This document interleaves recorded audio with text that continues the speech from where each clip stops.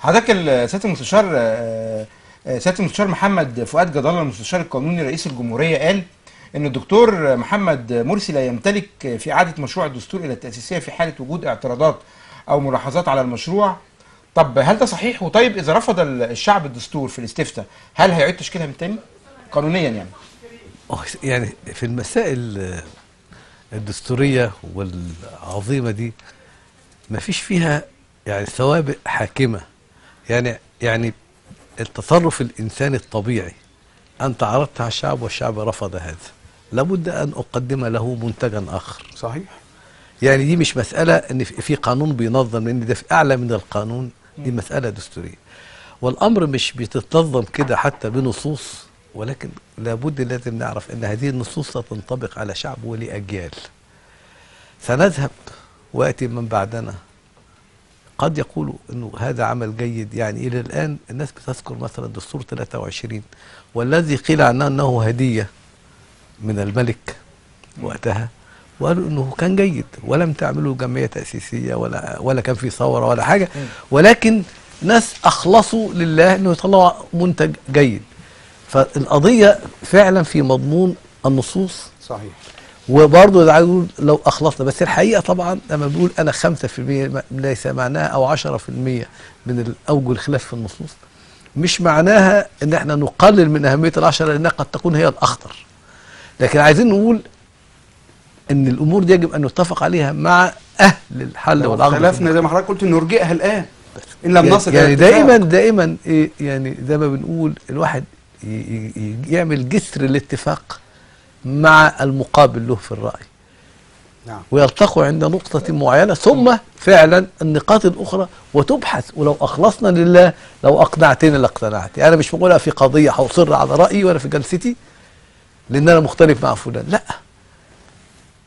يعني أنا كنت في اجتماع معين وفي موضوع معين واختلفت وبحدة مع زميل،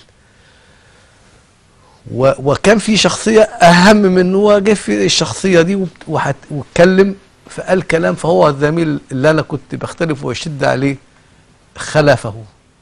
فالحقيقة لم أجد بد إن حتى قلتها كده، ولا للأسف رأيه صواب اللي هو الزميل، لأنه ما أقدرش قدام ربنا أنافق الشخصية الأعلى واللي أنا اختلفت معاه أحاول أحقق نصر زائف عليه من خلال إن أنا معايا حد كبير. الضابط اللي حضرتك قلته لو خلصت النوايا بس كده لرزقنا الخير طبعا. وده يعني بالظبط. يعني احنا معانا مداخله هاتفيه. مين معايا يا فندم؟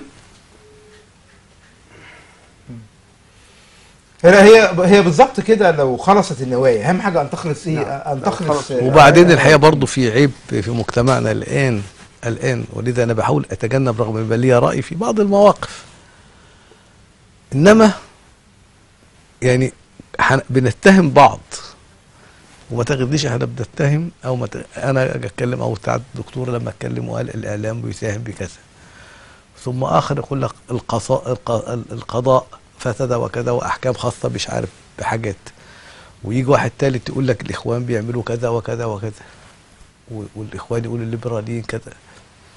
قد يكون هذا في شيء من الصدق وشيء من الكذب، الله اعلم، او حسن النيه حتى في الالقاء، بس بيكون كلام مرسل بانك بتلقي تهمه على طرف انت خصمه.